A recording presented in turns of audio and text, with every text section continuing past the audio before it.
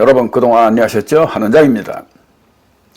이번 코비드-19로 사회적 거리두기와 일부 생활 필수품 구매를 위한 비즈니스 외엔 거의 모든 비즈니스 영업을 중단시키기 전까지만 해도 식당은 물론 어떠한 비즈니스에서건 실내에서의 흡연을 법으로 금지했음에도 유독 카지노에서만 흡연을 자유롭게 하여 카지노는 말 그대로 도깨스실의 게임이었죠. 이는 그들이 중독자들을 만들어내기 위한 전략이요, 바보 만들기 위한 전략이었을지도 모를 일입니다. 어떻든 비흡연자들에 대한 배려는 그야말로 대궐 속의 뒷감만큼도 못한 상황이었죠. 이따 하더라도 그저 형식적으로 신용만 했을 정도였고요. 물론 전체의 4분의 1, 5분의 1의 공간을 할애한 곳도 있었지만 말입니다. 그 이유는 무엇이었을까요? 금연으로 실내 공기를 깨끗이 하면 고객들의 건강도 지킬 수 있음에도 말이죠. 그럼에도 절대적 금연을 시행하지 않는 것은 흡연하는 손님이 떨어질까 봐서일까요? 그런 연유라면 반대로 비흡연자들이 안 가거나 덜 방문할 텐데도 말이죠.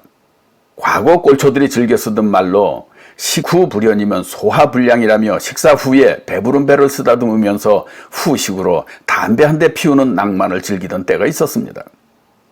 이런 현상은 그저 기분에 따른 것이었을까요? 아닙니다. 이것도 다 나름대로의 근거가 있는 인체의 혼란증이요, 혼돈 증상일 뿐인 겁니다. 담배를 피우면 혈관이 좁아져 혈액순행은 물론 산소가 부족하게 됩니다.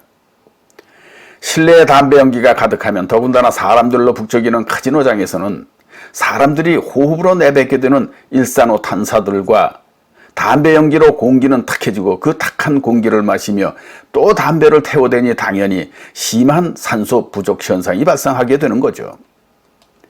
산소가 부족하게 되면 인체는 세포에서 필요로 하는 포도당을 태워 에너지로 만드는 과정에서 젖산을 만들어내게 됩니다.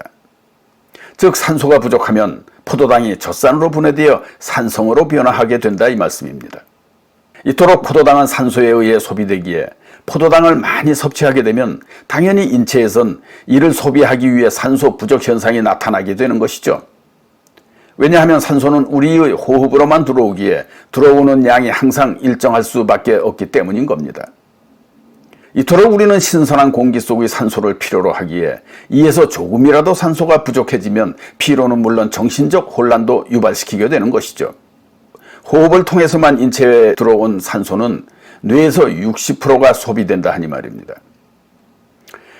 더군다나 담배를 피우면 혈관이 좁아져 혈액 순행은 물론 뇌에서 필요로 하는 산소의 양은 더욱 부족하게 되니 뇌에서의 이상은 당연한 현상인 겁니다. 산소 부족은 스트레스가 많아도 생기고 외부 날씨가 추워도 산소 부족 현상을 유발시킵니다. 그래서 스트레스가 쌓이면 분별력을 잃게 되고 추운 날씨에도 분별력을 잃게 되어 심하면 추위도 못 느끼게 되면서 그냥 편안히 잠들며 얼어 죽게 되는 거죠. 또한 의사들은 암 환자에게 암세포는 당분을 좋아하니 당분 섭취를 줄이라고 주문하곤 합니다. 당분은 암세포뿐만 아니라 인체의 모든 세포들이 좋아하는 먹이요 양식인 것이기에 암세포만 특이하게 좋아하는 것은 아닌 겁니다. 그럼 왜 당분을 줄이라 할까요? 통증은 산소 부족에 의해 나타나는 현상인 겁니다. 그래서 암 환자가 당분을 먹으면 바로 산소 부족에 따른 통증이 유발되기 때문이죠. 암세포가 포도당을 많이 갖다 쓰면 산소 부족으로 젖산이 만들어져 이 젖산이 통증을 만들어내기 때문인 겁니다. 가뜩이나 부족한 산소의 상태에서 담배까지 피우면 담배로 인한 혈관 수축으로 혈류가 나빠져 뇌세포엔 더욱 산소 부족 현상이 나타나게 되고 이로 인해 정신뿐 아니라 전신 피로증을 불러오게 되는 것이죠. 그렇다면 담배의 혈관 수축력이 어느 정도인지 예를 들어 볼까요? 담배를 피는 사람은 누구나 담배를 처음 피웠을 때 첫 한 모금에도 핑 하고 어지럼증을 겪었던 경험을 가지고 있을 겁니다. 그런 다음 습관적으로 담배를 피면 몽롱한 가운데 스트레스도 풀리고 피로도 풀리는 것 같이 기분이 좋아지는 것 같은 착각에 빠지게 되어 일종의 중독이라고도 할 수 있는 습관적 흡연을 즐기게 되는 것이죠. 이는 일시적 뇌세포의 산소 부족증이요 일종의 마취증인 겁니다. 바로 카지노는 이런 현상을 이용 게이머들이 돈을 따고서도 떠나지 못하고 빈 털터리가 될 때까지 붙잡아두기 위해 비흡연실을 비흡연자들의 건강을 위해서가 아니라 그저 구색 맞추기 정도로 만들어 놓은 것이 아닌가 이 말입니다. 어제 리오픈한 올림피아 부근의 레드윈이라는 카지노에 가서 신원 체크, 코비드 열 체크하느라 1시간 정도 줄을 서서 기다리며 입장했습니다. 아직도 그 긴 주차장에 설치되어 있는 7, 8개의 컨트롤 벨트 줄들만 봐도 처음 개장했을 때의 인파를 짐작해 하고도 남을 광경인 겁니다.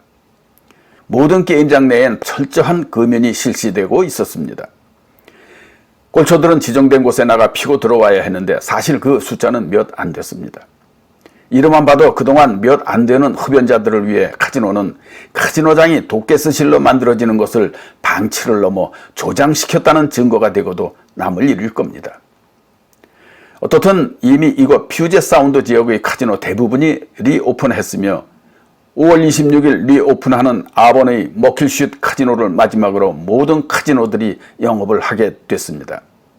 물론 거리두기와 장갑 그리고 마스크 착용에 100% 금연을 실시한다고 합니다. 따라서 이제부터는 다른 모든 카지노에서도 절대 금연이 시행되어질 것이고 이로써 건강하고 쾌적한 실내에서 이 게임을 즐길 수 있게 될 것 같습니다. 그동안 담배 연기 속에 마치 도깨스실에서 게임을 해야 했던 것을 감안하면 이번 코비드-19는 슬롯을 즐기는 사람들에겐 정말 더없이 좋은 환경을 마련해주는 수호신이나 다름없는 셈이죠. 이런 점에서만은 정말 고마운 코비드-19이 아닐 수 없습니다. 그럼에도 파이프의 EQC 카지노에서는 마스크와 장갑을 제공하면서도 여전히 실내에서의 흡연을 허락하고 있습니다. 형식적인 칸막이를 일부 설치하고서 말이죠. 따라서 앞으로 이곳은 꼴초들만의 저급한 카지노로 전락하게 될 것이라 생각됩니다. 그럼 코비드-19에 감사하면서 오늘도 여기서 안녕, 또 봬요.